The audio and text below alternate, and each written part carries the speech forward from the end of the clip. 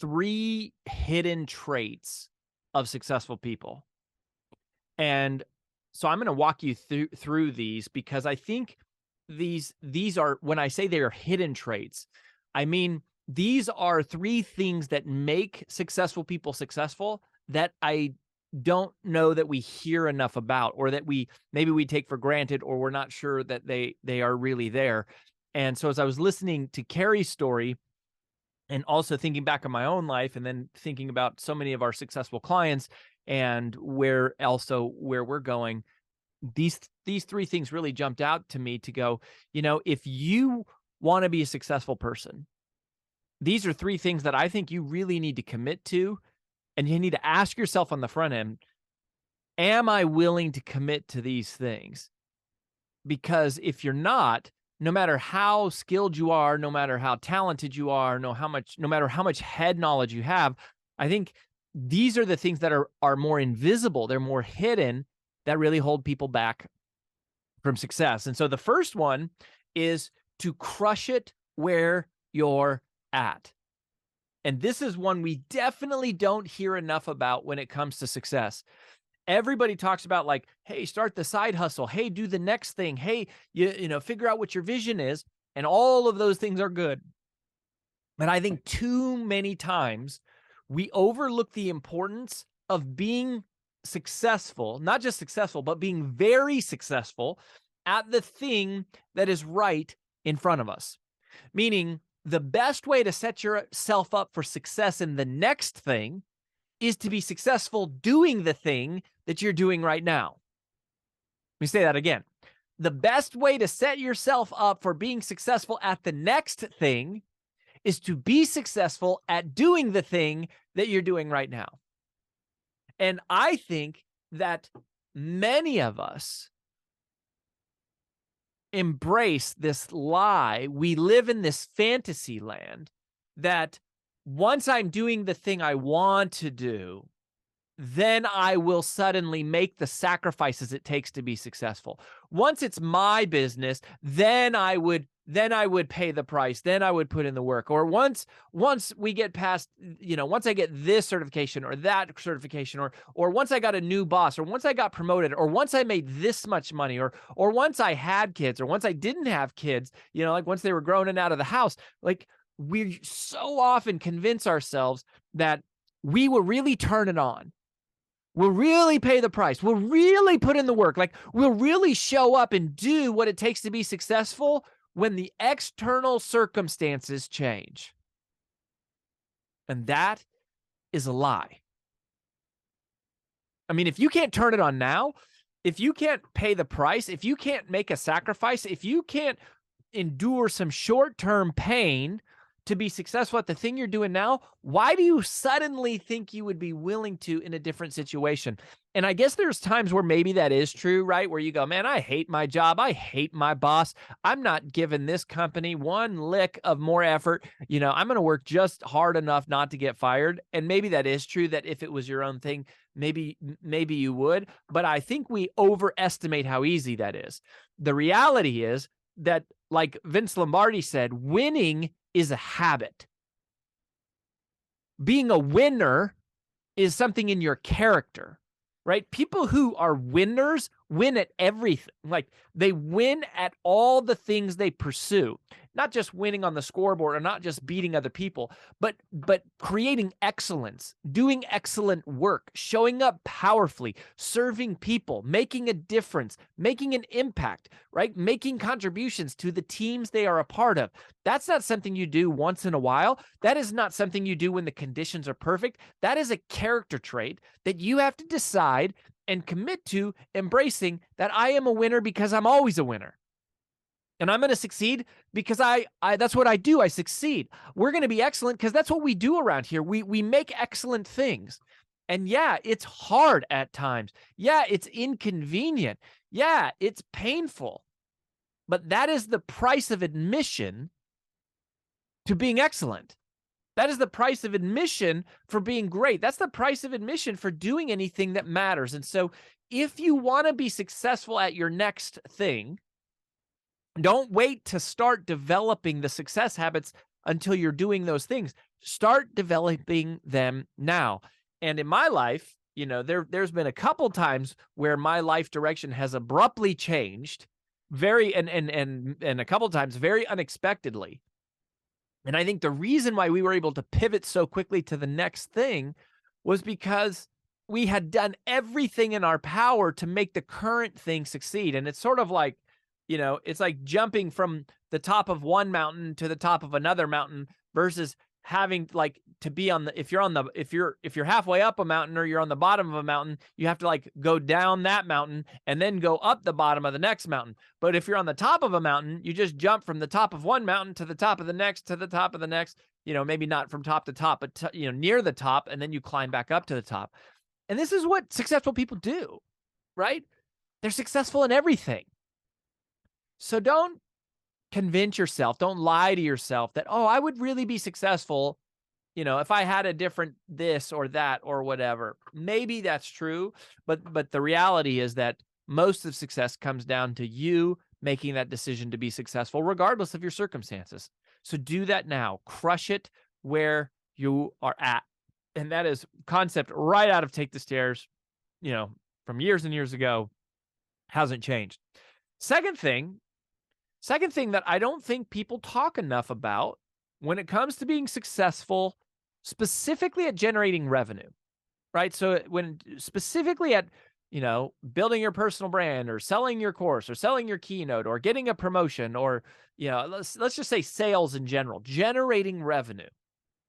I think what we don't hear enough about is that when somebody succeeds at something, a lot of times, like most of the time, it's because they have banked up all of this trust first, right? So I'll use this. I think this is a great example. We were fortunate to be a very significant part of Ed Milet's book launch in 2022. And we made a major contribution. We did a lot. We worked very closely with Ed, and we brought the best that we had to offer in terms of strategy and relationships. And, we did what we did.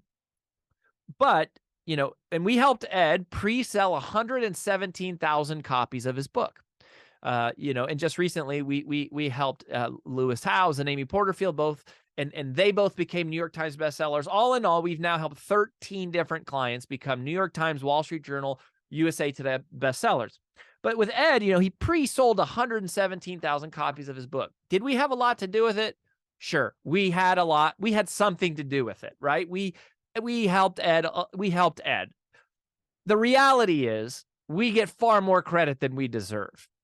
The reality is Ed had banked up so much trust with his audience, so much reputation, right? Did some of our stuff help? I hope so. I like to think so. Ed is very gracious in saying that it did. But the reality is that we taught Ed the same thing we teach all of our clients, right? It wasn't like we gave him some secret that we didn't give anybody else. The difference in his results, right? The difference in what Ed Milet experience was not because we did a better job with him or because we taught him something we don't teach everybody else. It's case in point that what happened was it was his trust that was banked with his audience before he asked them to buy. Trust must always take place before there's a transaction. Trust must take place before there's a transaction.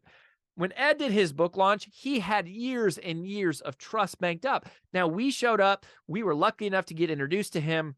We were one part of a team of people that were all working together to support him. And we might have helped him maybe, optimize efficiently the quote unquote extraction of that trust in the form of book sales. But he was the one that banked the trust. And so when we get extraordinary results with clients, I don't think we could we cannot take all the credit for it by any means, even when they follow our formulas, even when they use our exact stuff.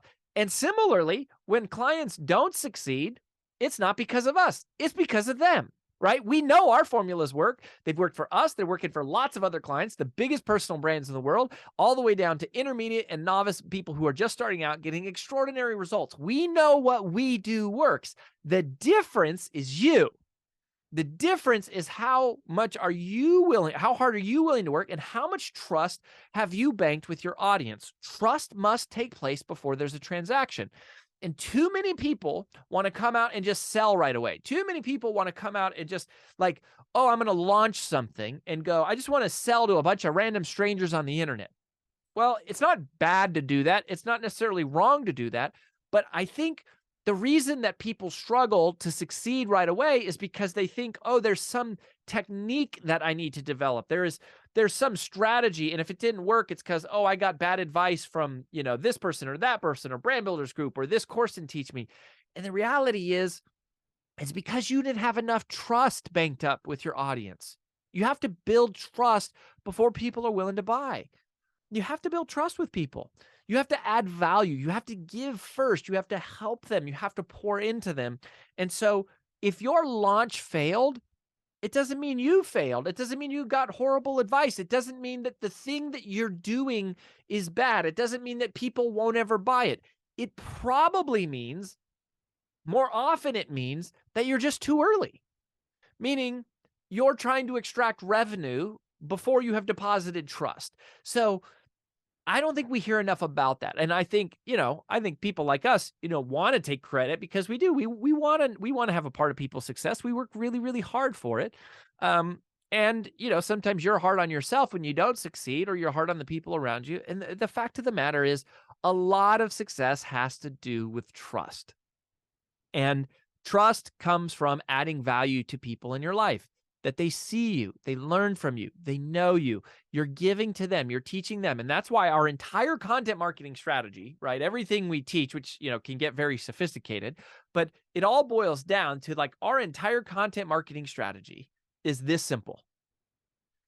Teach everything you know for free, but in small bite-sized chunks and all random miscellaneous order. That's how we do our whole content strategy for podcasting, for YouTube, for social media, right? Like, we're teaching everything we know for free, but in small bite-sized chunks in all random order, because there's two things we believe. First of all, we believe that people don't pay for information. People pay for application. People don't pay for information. They pay for organization, and they pay for application. So even if you teach everything you know, what they're going to hire you to do is they're not going to hire you for the knowledge. They're going to hire you to help them apply the knowledge to their own life and their own business and their own situation. But the second reason why we do that is because we're automating trust. What are we doing here on this podcast? We're automating trust. That's what we're trying to do. What are we doing on my blog? RoryVadenblog.com. I feel like I've given away a master's degree in free content on my blog, like for free. Like if you actually sat and went and read all the hundreds of articles, it's like equivalent to a master's degree, like probably better in some ways in terms of the ability to help you generate more income for your life immediately. And it's all there for free because we're automating trust. We want to add value to people before we need something, right? We don't particularly need anything. Now, what we do hope you do at some point is you go to freebrandcall.com/podcast and you say, you know what? I like these guys. I like what they're about. I like their style. I like their guests. I like their information. I like their knowledge. And I think they could help me take my small business to the next level. I think they could help me grow my reach, grow my revenue, increase my sales, build my personal brand, build my audience, build my impact. And I want to talk to them. Right? So that's why we do the podcast for free. That's why we work so hard at it. We're automating trust. That's what we're trying to do. You can do the same thing. That's what we're doing on social, automating trust.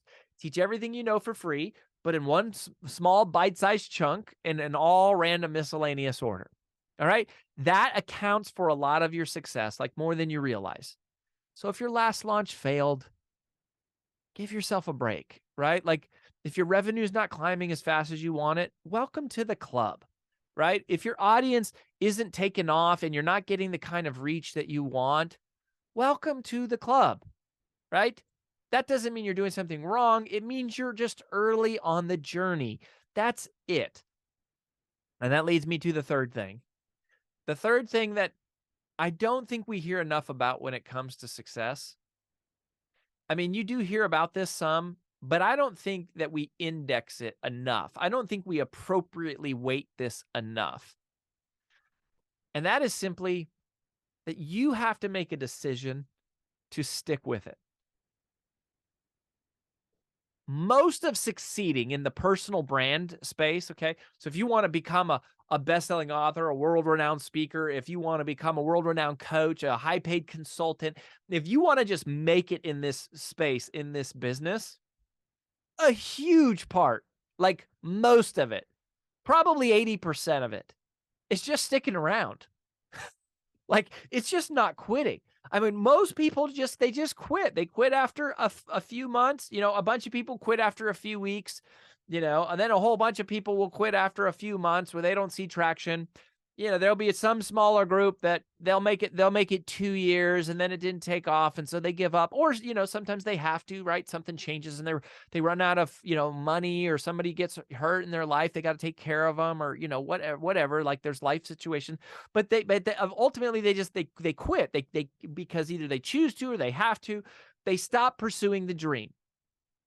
And I think 80% of achieving a dream is just not giving up on it.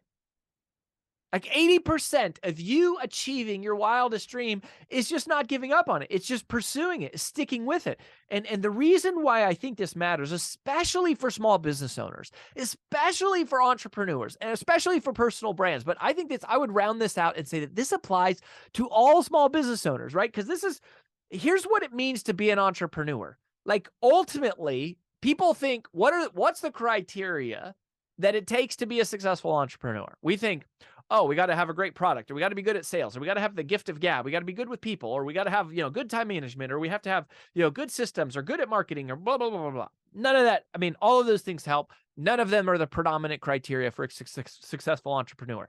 You want to know what the number one most predominant criteria for a successful entrepreneur is?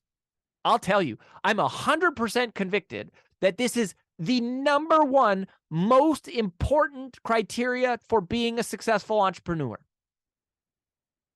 You have to be willing to get kicked in the face over and over and over every day and keep coming back for more. That's it. Like, you have to get punched, you have to get kicked, you have to get hit, you have to get beat down and be willing to come back for more. If you want to be a successful entrepreneur, that's the job. That's the job. It's not secret strategies. It's not mentorship. It's not this personal development book, that coaching program, the perfect product, customer experience, sales. It is that. It is going, what is your appetite? What is your threshold for getting kicked in the face, for getting beat down, for having problem after problem, rejection after rejection, setback after setback in your personal life, your professional life, people quitting on you, losing clients, thought you had the gig and you didn't, getting zinged with a tax bill from the government you weren't expecting, the product breaking down that you thought was perfect, the marketing thing busted, having people run off with your money. Like, it's managing all that, right? While in your personal life, you have chaos going on. This is the story of our life, like in the last few weeks, right? We've had unexpected surgeries. We have kids throwing up in the middle of the night. Someone drove into our fence, right? On accident. We knocked over our fence. We've had people bump into the car. We have had gas leaks in our house where we had to tear open the walls. We have so many things. Kids writing on the walls with markers. Like, the kids' teachers getting sick, and now the kids are home. Like, all of that is normal. That's the job, right? So you go, can you manage all of that simultaneously while getting kicked in the face, simultaneously while trying to, like, make an impact in the world? That is what it takes to succeed as an entrepreneur. What is your threshold for getting beat up? What is your threshold for getting hit? How hard can you get hit and keep coming back for more? How many times can you be told no? How many times can someone let you down? How many times can you be taken advantage of? How many times do you have to fail, but you're willing to iterate and keep coming back? That is what it takes. That's what it takes. So if you're having a hard day, I feel for you, right? I don't mean to be too hard on you. I know it's freaking hard. It's hard. And if you have kids, you have young kids, it's freaking hard. And if you have a team and you're managing people and you're dealing with the gossip and the relationships and their personal life and their, traveling and this and what, and they let somebody down and they didn't show up, right? It's hard. And I know you don't have as much money to hire the vendors, and and then you hire a vendor and they let you down, or they don't do a good job, or they ghost on you. We had a vendor ghost on us recently. $6,000 we paid them. They disappeared. $6,000 gone, disappeared. I know it's hard, but that's the job. Like, that's the price of admission for success in this business, in this game of entrepreneurship, of being a small business owner, of being a world changer. Do you think things were easy for Martin Luther King Jr.? Do you think things were easy for Mother Teresa? Like, do you think things are easy for the people who changed the world? Like, if you want to change the world, that's the job. You want to own your own business? That's the job. You want to make unlimited income? That's the job. You want freedom? That's the job. You want to be well known? That's the job. You want to make more money than anyone in your family has ever made? That is the job. What is your appetite for getting kicked in the face? I'm not saying I like it. I'm just saying that's the job. So if today's a hard day, welcome to the club. You're on the right track, right? These are the things we don't hear enough about, but they are the truth. In order for you to succeed at launching your next thing, you need to crush it with the thing you're doing now. Crush it where you're at. In order to succeed and make money and generate sales, you have to bank trust first. Trust must take place before a transaction. And if you're going to succeed as an entrepreneur, as a small business owner, as a personal brand, or as anything else, you just got to increase your threshold for getting kicked in the face and keep coming back for more, because that's what it takes. But if you're here listening now, if you're still listening by this point, if you found your way here to us and you found your way to this episode and you found your way to this moment and you're still here, here's what I believe. I believe you have what it takes. I believe you have what it takes. I believe that there's a calling on your life to do something so big in the world that calling will outweigh the pain that you have to go through. That long-term calling, that purpose for your life is to make such a positive impact for other people that you will be willing to endure the pain. So you're on the right track. It's okay to have hard days. Just realize that's the job. Keep going and keep coming back for more.